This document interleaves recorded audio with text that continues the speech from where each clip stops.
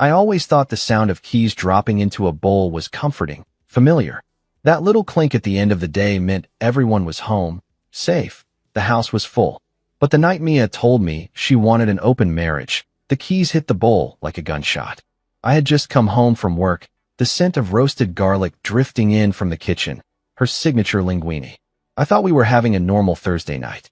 I even brought wine. Something cheap but smooth. Something that used to make her eyes light up and her shoulders relax. She didn't even touch her glass. We ate mostly in silence, the occasional clink of silverware filling the void. I should have known something was off. Mia wasn't the quiet type. She filled space with words, observations, little jokes about my weird driving habits, or the way I always chewed too loud when I was thinking. But tonight, she was still. Studying me, maybe. And then, mid-chew, she said it. I need freedom. I blinked. What do you mean? She laid her fork down.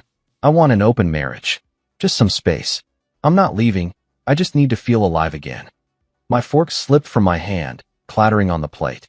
The sound made her wince. I couldn't even speak. Alive again, as if what we had now was death. She kept going. Daniel, you're a great man. You've been steady, safe, but I don't want to die feeling like I only lived one kind of life. I want to explore. The word hung in the air like smoke. I wanted to ask her, who is he? But I didn't. Maybe because I didn't want to know. Or maybe because I already did. The rest of the evening blurred. I remember going upstairs, grabbing a pillow and blanket. She didn't stop me. Didn't follow. She just sat there, wine untouched, like she'd done something noble. I lay on the couch staring at the ceiling fan, its blades slicing the air with mechanical apathy. My heart pounded, but the tears didn't come. Not then. In the mirror the next morning, I looked like someone who had aged 10 years overnight. I whispered to myself like a man about to step onto a battlefield. Don't cry. Don't let her win. I packed a small bag, just the essentials. A few changes of clothes, my toothbrush, the old camera I hadn't touched in years. I left a note on the counter that said only, I need to clear my head. By the time I hit the highway, the city skyline fading behind me, the air felt different. Lighter, maybe. Or maybe that was just the wind through the open window. I wasn't running away. I was remembering who I used to be. Maplewood was 3 hours from the city, my hometown. Population, maybe 9,000 if the diner was full and the high school football game had a good turnout. I hadn't been back in years. Not since my parents moved south and sold the old house. But I needed it now. I needed the smell of pine and the cracked sidewalks of Main Street. I needed the lake that mirrored the sky and the rusted swings behind the elementary school. I needed to breathe in the past before I decided if the future was worth chasing. I didn't call Mia. I didn't text. Let her wonder. Let her enjoy the freedom she begged for. I wasn't going to be the husband sitting at home, obedient and waiting while his wife spread her wings and her legs for some guy who probably had a man bun and didn't pay his taxes. I had played the part of the good man for too long. The one who remembered anniversaries, who rubbed her back during cramps, who left little notes in her work bag just to make her smile. And now, she wanted space to feel alive. I bet she felt real fucking alive with someone else's hands on her thighs. That night, I stayed at an old motel on the edge of town, the kind with stained carpets and buzzkill lighting. But it was quiet. It was mine. And for the first time in months, I didn't feel like I was being watched, judged, or slowly suffocating. I opened my notebook, the one I hadn't written in since we got married. And I wrote, she wants freedom. I want answers. But maybe what I need is something neither of us expected, a new beginning.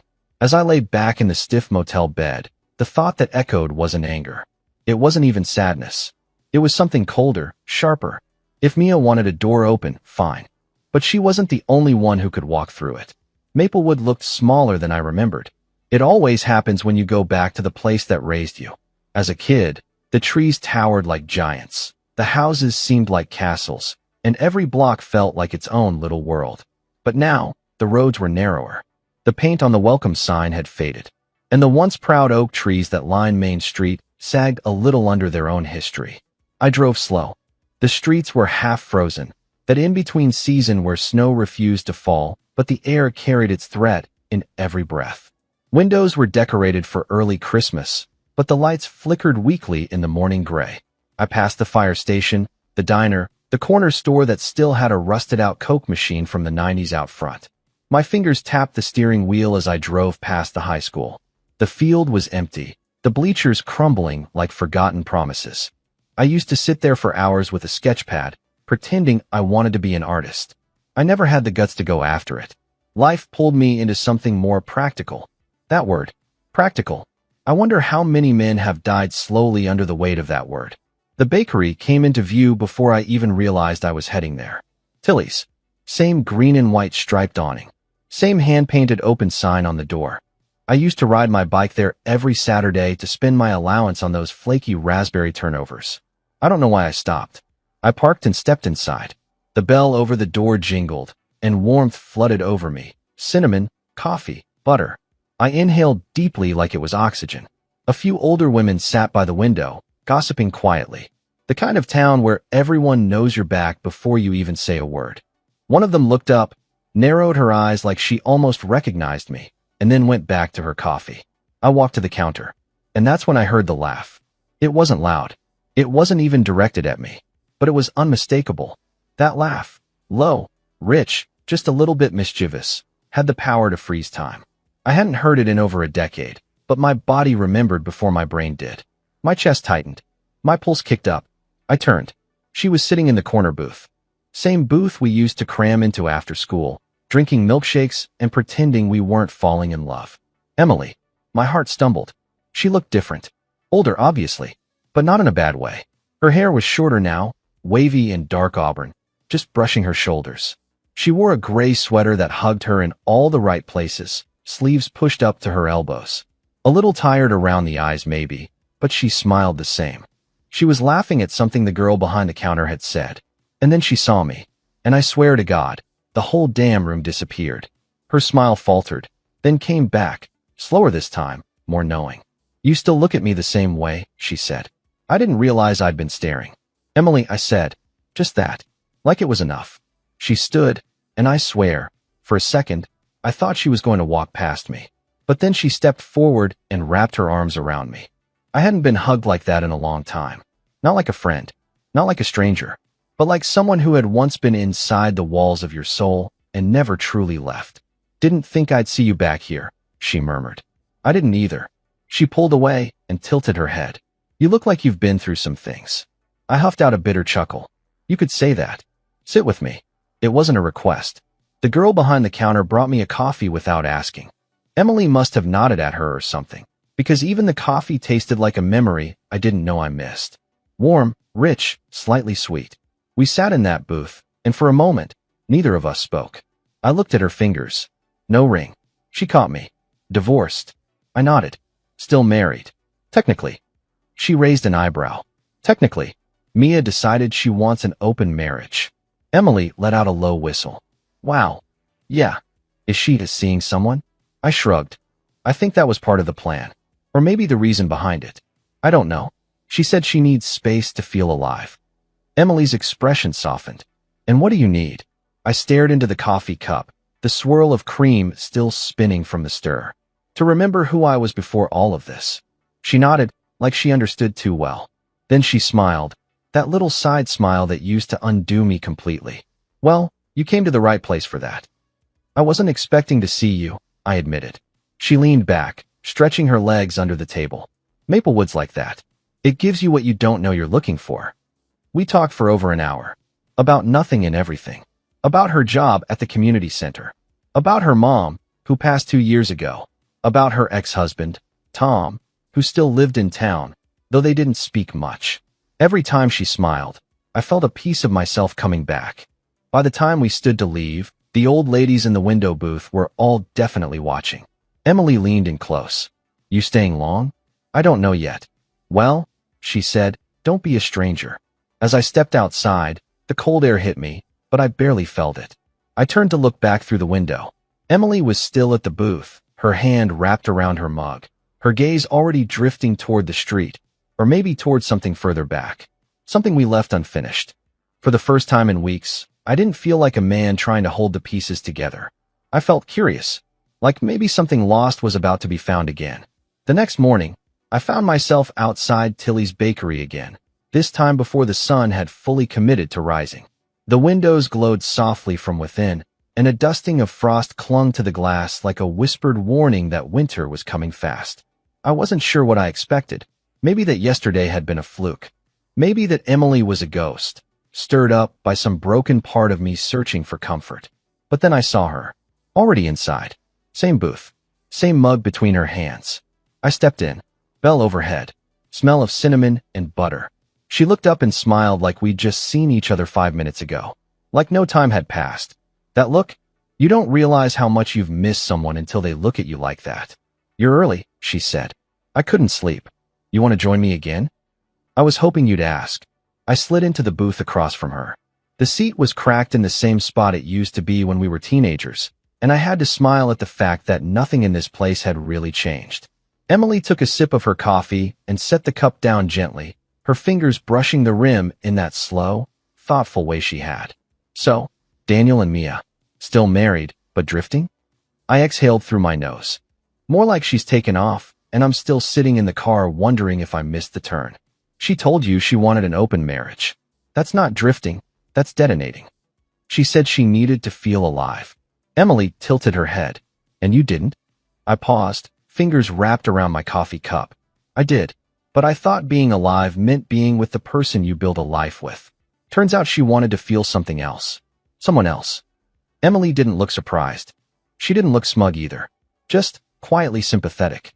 The kind of look that doesn't demand anything. The kind of silence that lets you unravel on your own. Want breakfast? She asked. Sure. We ordered pancakes, just like we used to.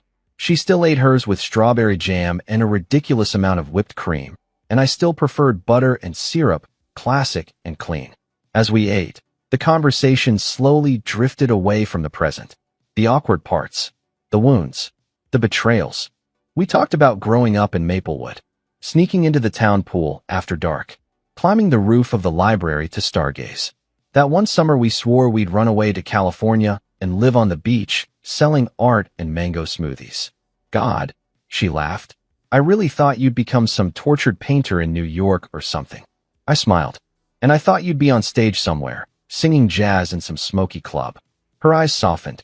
I miss dreaming like that. Why'd you stop? She hesitated. Same reason most people do. Life starts moving, and you either keep up or get left behind. And somewhere between jobs and bills and responsibilities, dreaming started to feel irresponsible. I nodded slowly. Yeah, same. There was a lull, not awkward, just heavy with memory. Then she looked at me, really looked. I used to wait at the mailbox for your letters. I blinked. What? After we moved. You said you'd write. And I waited. Every day? I did write, Emily. Every week. She froze. No, you didn't. I never got a single one. My mouth went dry. I wrote them. I swear to God, I wrote them all. She stared at me for a long second, then a small breath caught in her throat. My dad must have. He always hated how close we were. He must have taken them. That son of a bitch. She laughed, but it was brittle. He thought you were a distraction. That I wouldn't get into college if I stayed hung up on you. I sat back, stunned. I thought you just moved on. And I thought you forgot me.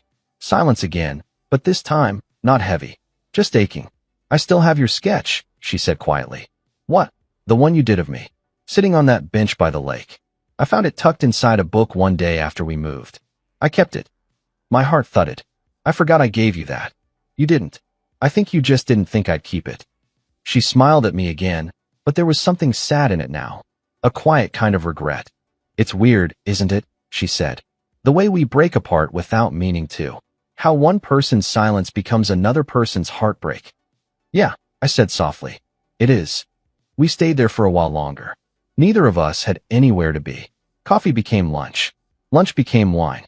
We walked to the market for a bottle, sat on the bench outside the bakery, passing it between us like we were 17 again.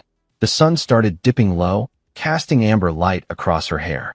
She laughed at something I said, I don't even remember what, and touched my arm for just a second too long. It was the kind of touch that said, I remember everything. And suddenly, I didn't feel like a man unraveling anymore. I felt like a man being sewn back together, one memory at a time. The lake hadn't changed. It still curled around the edge of town like a secret, nestled between the pine-covered hills that had watched over my childhood.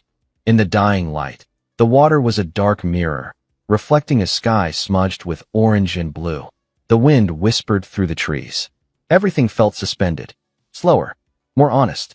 Emily walked beside me, her hands buried in the pockets of a worn denim jacket. The collar was upturned slightly, soft with age. She'd rolled the sleeves to her elbows, exposing bare forearms that caught the last warm streaks of sunlight. Neither of us had spoken for a while, and it wasn't uncomfortable. It was the kind of silence that only comes with old familiarity, the kind that says, "I know you," even after all this time. When we reached the edge of the dock, she sat down first, her boots knocking softly against the worn wood. I followed, settling beside her with a small exhale. Our shoulders didn't touch, but the space between us felt electric, as if the air itself was holding its breath. "I used to come here a lot after the divorce," she said quietly. "Just to sit. Think. Some nights I'd scream into the water. Others I just cried until I couldn't anymore." I looked at her. Her profile was sharp in the twilight, delicate but strong. She had always been that way, even when we were kids, brave in ways that didn't always announce themselves. "I used to come here too," I said, "after my dad left. After prom. Even after college when I visited. It was the only place I felt like I could think clearly." She smiled. "Still is." A loon called from across the lake, its cry haunting and beautiful, the kind of sound that pulled at something ancient in your chest. "I'm still married," I said, my voice barely above a whisper. "I know. I didn't come here looking for anything. I couldn't stay there, in that house, in that bed, knowing she was with someone else. I didn't even ask who. I don't want to know." Emily nodded slowly, her eyes on the water. "I get it," she said. "It's not about the who. It's about the fact that she's not with you." My throat tightened. I hated how much that simple truth hurt. I looked down at my hands. "You ever feel like you're just a placeholder in someone else's story?" "All the time," she said. "Until you remember you can write your own." She reached over and touched my hand. Just that. No fanfare. No hesitation. Warm. Intentional. I looked at her, really looked, and in that moment, I realized something. I wasn't broken. I was bruised, yes. Humiliated. Angry. But I wasn't gone. And she saw me. Her thumb traced a slow line across my knuckles. The kind of touch that rewrites you. I turned my hand over, laced our fingers together. "I don't want to be alone tonight," I said. She turned her head toward me. Her lips parted slightly, as if she might say something. But instead, she just nodded. And kissed me. It wasn't hurried. It wasn't reckless. It was soft and slow and full of years we never got to have. Her mouth tasted like wine and memory, and the warmth of her made my skin ache in the best way. When she pulled back, she didn't ask me anything. She just stood and held out her hand. We didn't speak on the walk back to her place. The air was sharp now, filled with the scent of pine and wood smoke. She lived in a small house on the edge of the forest, tucked behind a split-rail fence and guarded by wind chimes that sang low as we passed. Inside, it was warm and dimly lit. Books lined the walls. There were paintings, hers, I assumed, hung casually between shelves and windows. An old record player hummed softly from the corner, some instrumental jazz that matched the rhythm of our breathing. She turned to face me. Her cheeks were flushed, her lips still red from kissing me. "You sure?" she asked, voice low. I stepped closer, brushing a strand of hair behind her ear. I've never been more sure of anything.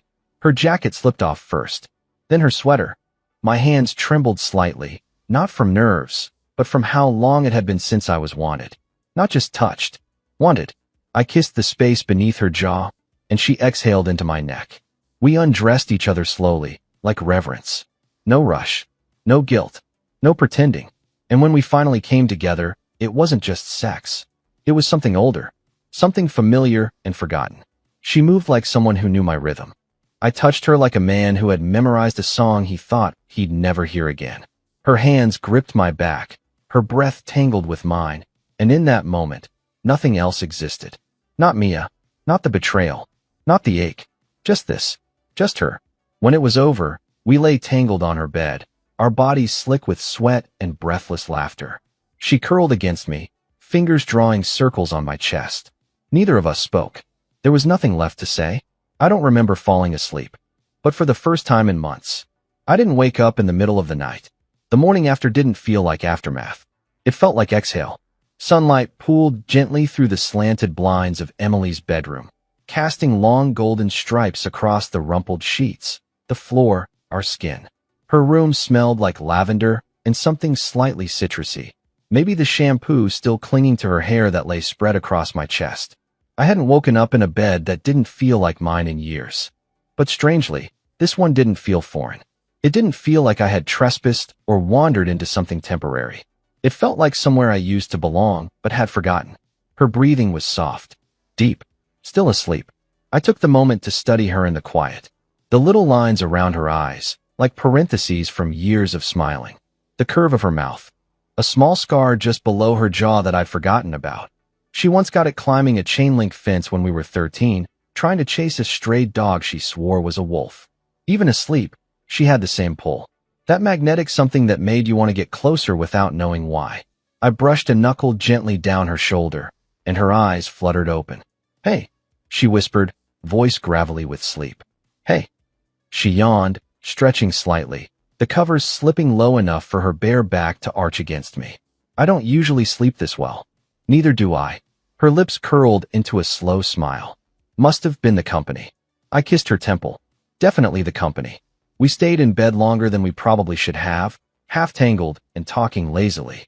I told her about my job in the city, how the numbers had become numbing, how I'd once thought I was building a life with Mia only to realize I was building something alone while she'd already moved into another blueprint. Emily listened the way she always had, with her whole body. Her gaze didn't dart. She didn't interrupt. She just absorbed, nodded, asked questions when it mattered. When I asked about her own life, she told me about the community center, how she taught painting to kids on weekends, how some nights she just painted for herself, bottles of cheap wine and old records keeping her company. Then she said something that landed harder than I expected. "I always thought we were unfinished." I turned toward her. "What do you mean?" She tucked a leg under her body, pulling the sheet around her. "Us. Back then. We never really ended, did we? We just stopped." I looked down. "I used to wonder about you every time it rained." "Why rain?" "I don't know. Maybe because the last day we saw each other, it rained. And it felt like the sky cried harder than either of us did." She smiled, a little sad. "I waited for you. I wrote to you." We sat in that for a moment. What could have been, what wasn't, and now, what might still be. Eventually, our stomachs demanded attention. She threw on an oversized t-shirt, one of those vintage band tees, so worn it looked like velvet. No bra. Her nipples pressed softly against the cotton, and it was all I could do not to grab her and pull her back into bed. She caught my look and grinned. "Eyes up, city boy." No promises. She made coffee, humming as she moved through the kitchen barefoot. Her house was small, but full of warmth. Every surface held a memory, a book, a trinket, a brushstroke of who she was now. There were paintings leaning against walls, some abstract, some clearly landscapes from around Maplewood. I stopped in front of one, a lake scene, dusk, the colors rich and bleeding together like memory. "That's the dock," I said quietly. She looked over. "Yeah, it's beautiful." She poured coffee into mismatched mugs. It was the first one I painted after the divorce. It helped. I took the mug she handed me. Our fingers brushed. My chest tightened again, in that now familiar way around her. We ate eggs and toast standing at the counter. She kept stealing bites of mine, claiming I'd made mine better even though we'd used the same ingredients. When I finally stole one back from her plate, she laughed, mouth full, eyes wide with mock betrayal. It was easy. God, it was easy with her. And that terrified me, because ease like this only happens when history folds perfectly into the present, when the body remembers what the mind forgot to protect. And Mia hadn't felt easy in a long time. Everything with her had become a performance, a negotiation. Even intimacy had been scheduled, inserted between calendar reminders and dentist appointments. But this? Emily licking jam from her thumb, barefoot in my shirt, smiling at me like I was something worth looking at? This was real. And yet, a part of me still felt like I was trespassing. Like I hadn't earned this moment. Like I was still someone's husband. I caught myself staring off, and she noticed. "You okay?" she asked. I nodded slowly. "Yeah, just trying to decide if I'm dreaming." She stepped closer, sliding a hand under my shirt, fingers resting against my skin. "Want me to prove you're not?" I pulled her in. kissing her with more hunger than I intended. She melted into me, mouth warm, body fitting against mine like no time had passed. When we broke apart, she rested her forehead against mine. "We don't have to figure everything out today," she whispered. "But we will," I said. She nodded. "We will." My phone started vibrating somewhere on the kitchen counter. I ignored it at first. The sunlight was streaming through Emily's kitchen windows in buttery sheets, illuminating the worn wood of the cabinets and the dust dancing through the air. She was humming again, barefoot, wearing nothing but my wrinkled white button-down and a content smile. She flipped pancakes like it was any other morning, like we'd done this 100 times. My phone buzzed again. Then the tone changed. "Persistent," Emily said, glancing over. I walked to the counter, reluctantly picking it up. A wall of notifications hit me like a wave. 9 missed calls, 3 voicemails, 5 texts, all from Mia. For a second, I just stared at the screen, the memory of her voice already starting to grate against the morning's peace. I swiped to the messages. "Mia, are you seriously ignoring me now?" "Mia, where are you, Daniel?" "Mia, fine. If you need space, I'll give you space." "Mia, just so you know, I went out with Marcus last night. You remember him, right? From the gym?" "Mia, don't be jealous." "You agreed." I scoffed. I didn't agree to anything. She announced it, like a boss giving notice, not a wife reaching for her husband's hand. Emily noticed the shift in my face. "Trouble." I turned the screen toward her. She read the text silently, her face unreadable at first. Then she nodded slowly and went back to her pancakes. "You okay?" she asked after a moment. I set the phone down, harder than I meant to. She says I agreed to this. I didn't. She decided. She declared. And now she's trying to make me feel guilty for stepping away from something she shattered. Emily slid a plate in front of me, stacked pancakes with blueberries and just a hint of powdered sugar. She set a mug of fresh coffee beside it. "Then don't let her pull you back into it," she said gently. "Not today." I exhaled and sat down. The table was warm from the sun, and everything smelled like butter and cinnamon. She sat across from me, legs crossed, her hair falling loose around her face. No makeup, no pretense, just her. "This feels like a dream," I said quietly. Emily tilted her head. "Want me to pinch you?" "Not if I have a choice." She smiled. "Then eat. You're going to need your strength." We laughed, but under the laughter was a truth neither of us said aloud. This was more than just rekindling something old. This wasn't nostalgia. It was need. A need for something real. Something that didn't come with conditions or performance or passive-aggressive silence. After breakfast, we stepped outside to her back porch. The sunlight was warm for late fall. Birds darted through the trees. I helped her carry a few logs to the stack near the edge of the fence. Her yard backed up to forest, quiet, dense, private. We moved in rhythm, laughing between armfuls of wood. It felt like a strange kind of therapy. Something about the simple motion of stacking, lifting, working with your hands. It made you feel solid. Like the world hadn't completely fallen apart. At one point, I caught her looking at me, her eyes lingering as I wiped sweat from my brow. "What?" I asked. She shook her head. "Nothing. Just, you look different." "Different how?" "Lighter. Or maybe just real." I stepped closer, resting my hand against the small of her back. "That's what you do to me." She leaned in, and for a moment, the whole world paused. Her breath warm against my neck, her hand flat against my chest. Then the moment shattered. Another buzz from my phone on the porch railing. Emily pulled back slightly. "Go on. See what she wants." I walked over, picked it up, hesitated, and turned it face down. "No," I said. "Not right now." Emily's lips parted, surprised but pleased. "Good." We went back inside, the warmth of the house wrapping around us like a blanket. I sat on her couch, and she curled beside me, head on my shoulder, her hand resting over my heart like it had always belonged there. We didn't speak for a while. The kind of silence that comes not from awkwardness, but from fullness. Her thumb moved slowly, absent-mindedly over my chest. Eventually, I broke the silence. "What if I don't go back?" She lifted her head, met my eyes. "I wasn't going to ask," she said, "but I've been wondering the same thing." I cupped her cheek, brushed my thumb over her skin. She gave herself permission to move on. I said, "Maybe it's time I do the same." Emily nodded slowly. "Then start here." I kissed her again, slower this time. Not hungry, just true. When we pulled apart, she smiled. "No offense," she said, "but I think you've earned a few days of peace." I looked around the room. The books, the sunlight, her. I think I found it. Emily's place had become something of a sanctuary.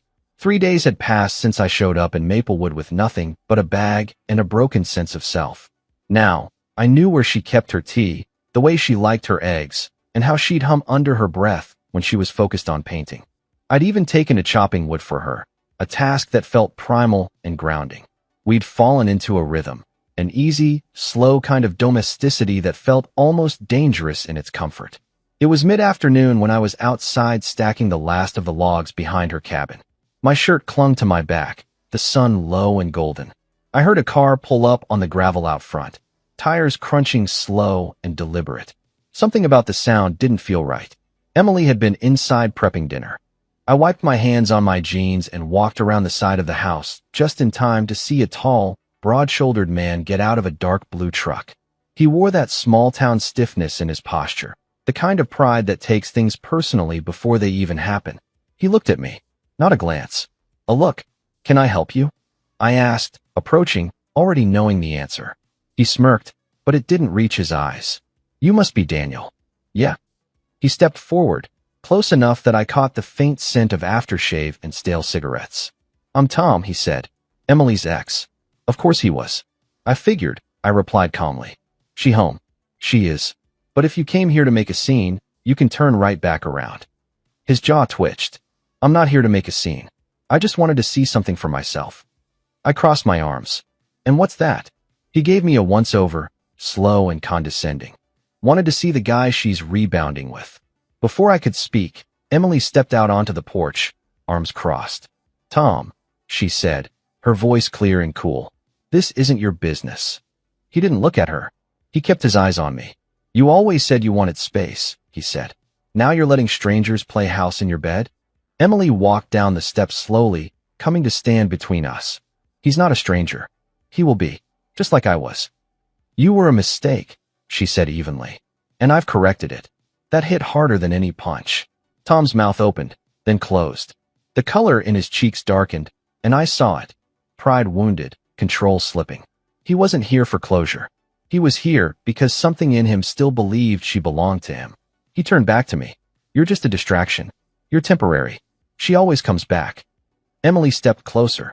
"I'm not coming back, Tom." His eyes locked with hers. "We were married. And now we're not." A long silence stretched. The kind that feels like it could turn violent or evaporate in an instant. Finally, Tom scoffed, turned back to his truck, and muttered, "She'll remember who really knows her." He slammed the door and drove off, tires kicking up dust and gravel in a fury that felt more like a tantrum than a threat. Emily didn't move. Neither did I. Then she turned to me, jaw tight. "Sorry you had to see that." I stepped closer, gently touching her arm. "Are you okay?" She nodded. "He's always had a thing for theatrics. I just didn't expect him to come here." "Should we be worried?" "No," she said quickly. "He's not dangerous. Just pathetic." We stood there in the driveway for a moment. The sun was dipping behind the trees, casting long shadows across the yard. The quiet returned, but it was heavier now, less peaceful, more alert. "You want me to stay somewhere else?" I asked softly. She looked at me like I'd said something stupid. "No. God, no. I want you here. That hasn't changed." I nodded, but the encounter had stirred something in me. A restlessness. A flicker of fear, not for me, but for her.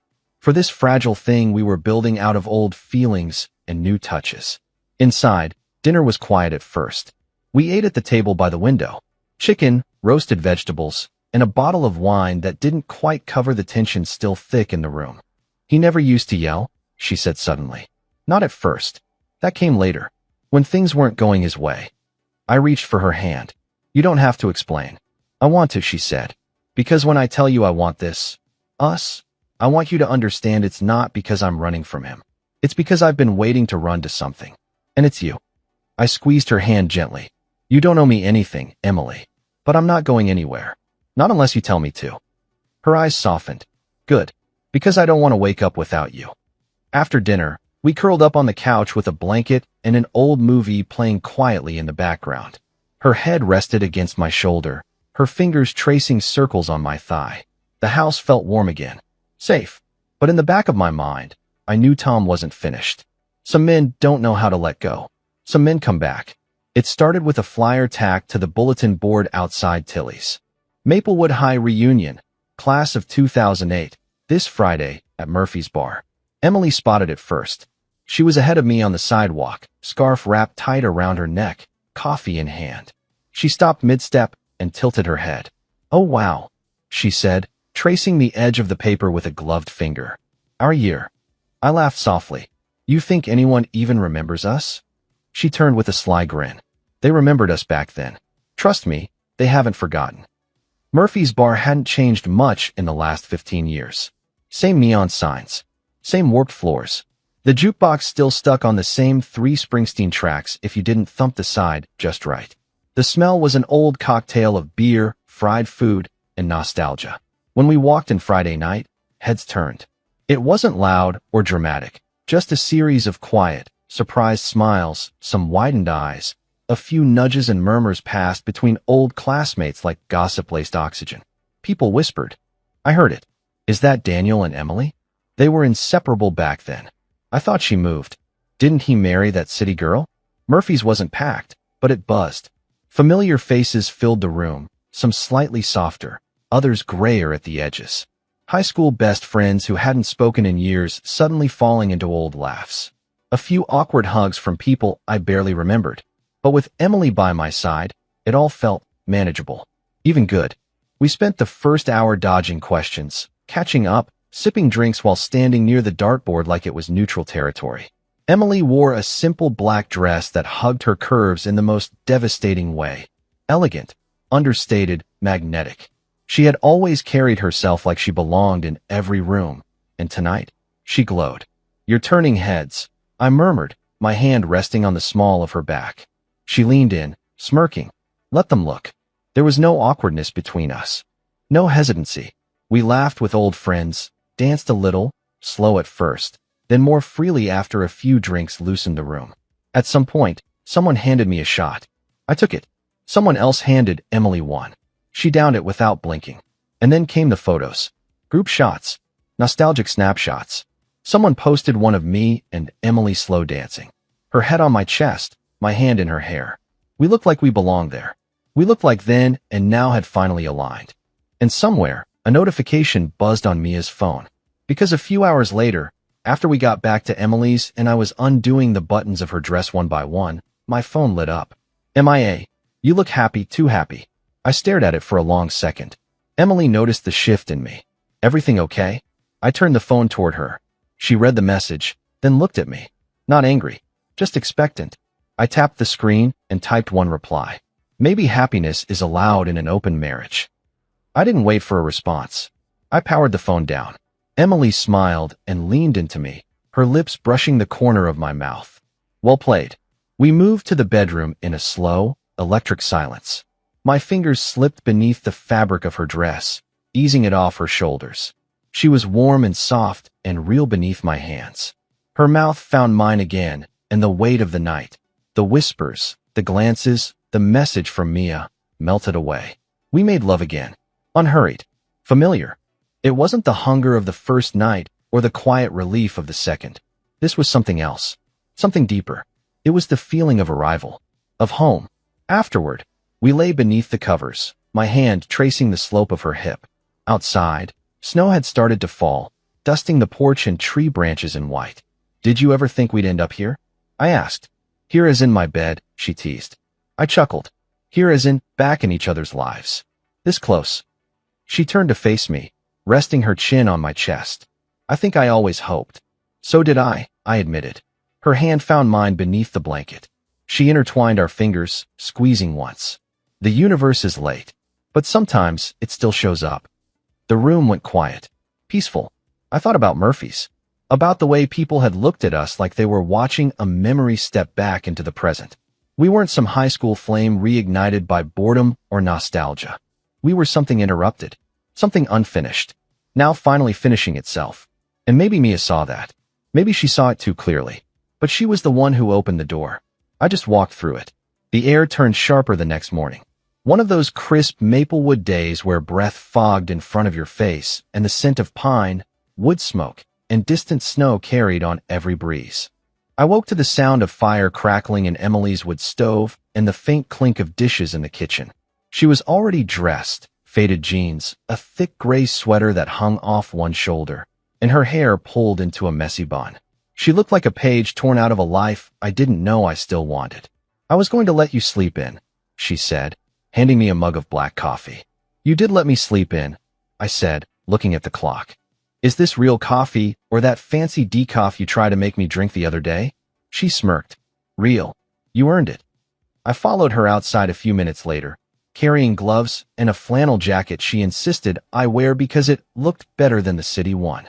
The firewood behind her house had been chopped already, stacked in loose piles under a slanted lean-to, but she needed help organizing it for the winter. It wasn't glamorous work, but it felt honest. Real. We didn't talk much at first. Just the rhythmic thunk of logs being placed, the scuff of boots on cold dirt, the occasional grunt when one of us dropped a heavier piece. Her cheeks were flushed from the cold. Mine too. At some point, she passed me a log, and our fingers touched, just briefly, but enough for both of us to pause. She didn't move away. Neither did I. "I like seeing you like this," she said. "Hands dirty. Hair a mess." I chuckled, pushing hair out of my eyes. "What? Like a lumberjack cliché?" "No," she said. "Like you. The version of you I remember. Before life polished all your edges down." I leaned on the stack for a moment, catching my breath, but also just thinking.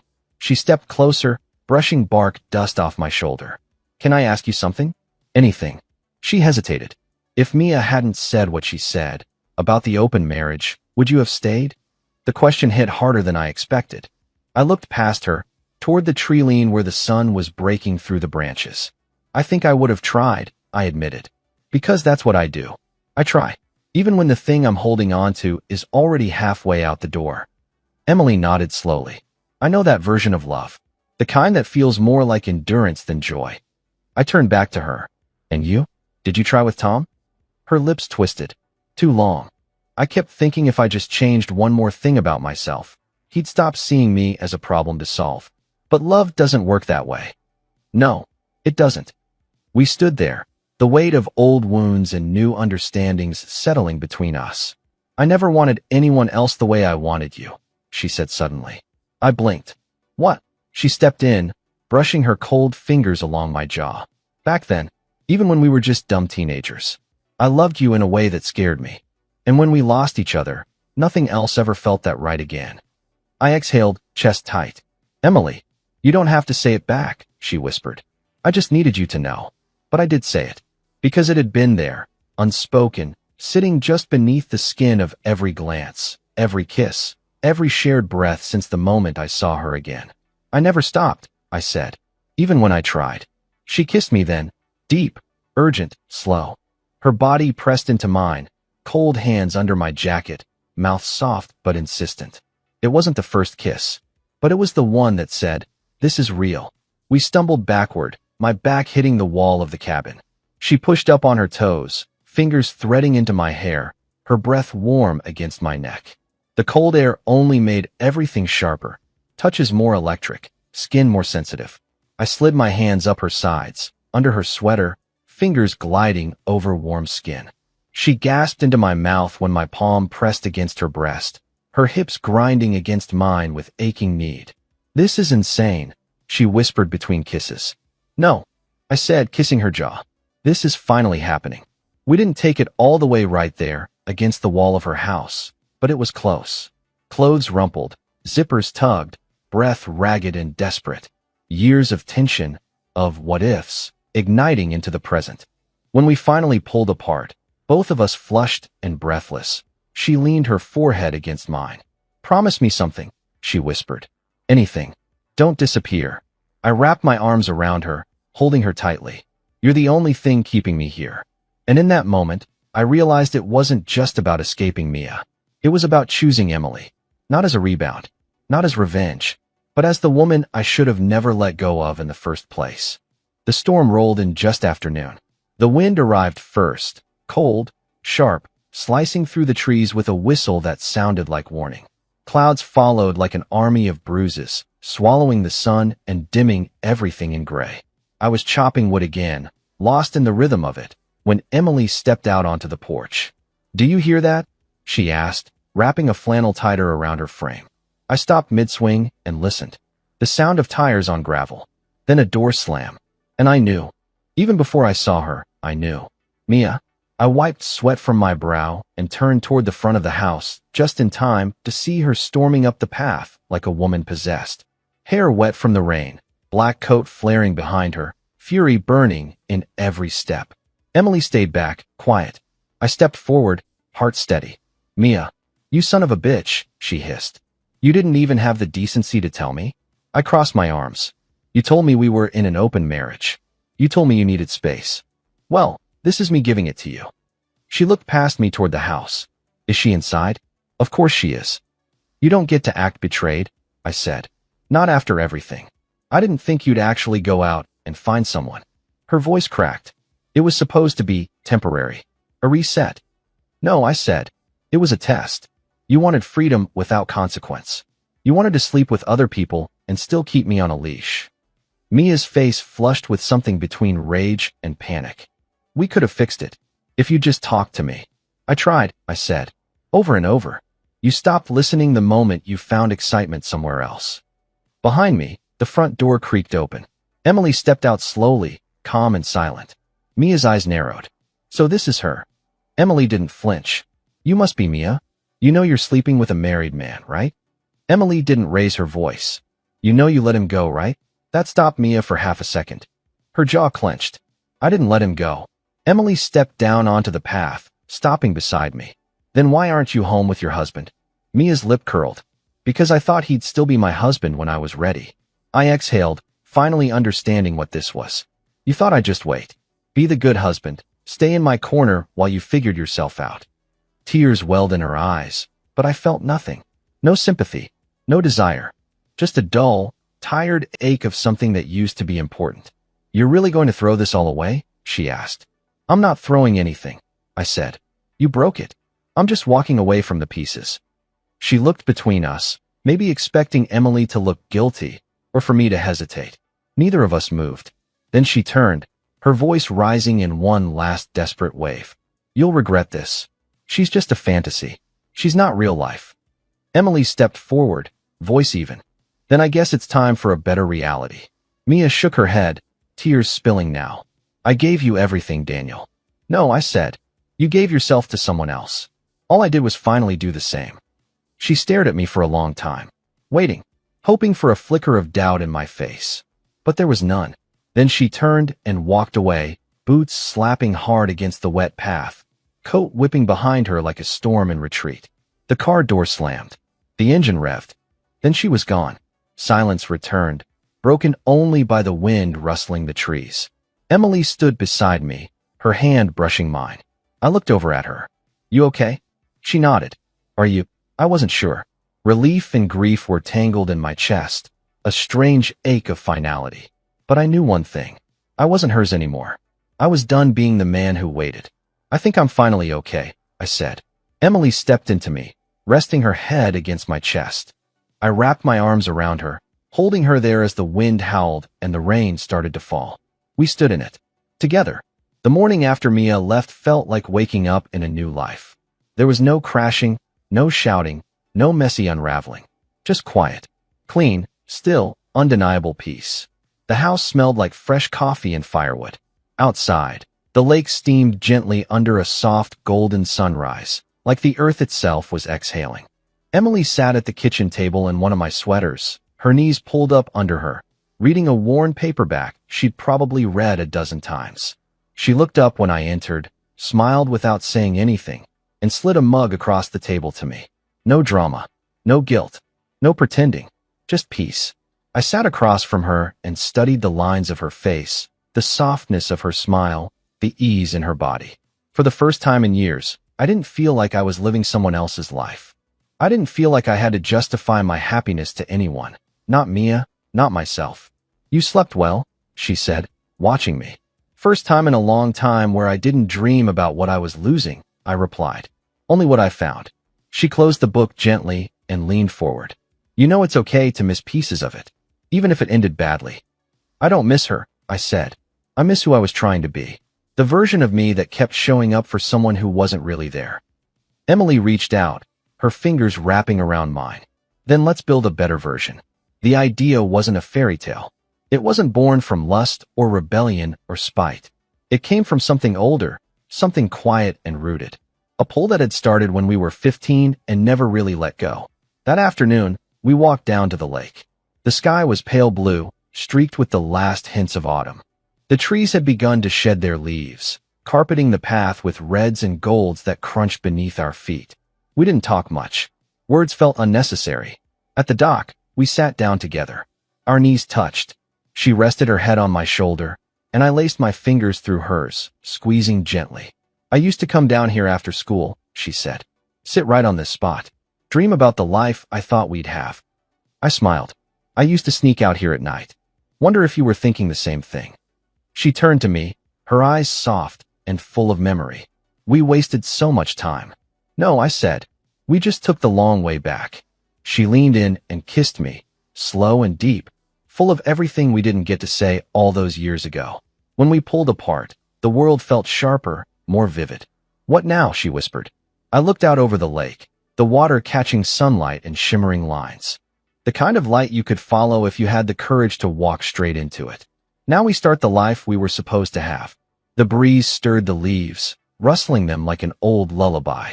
Far off, a loon called across the water, its cry echoing in the stillness. Emily tucked herself under my arm, her head against my chest, her hand resting over my heart.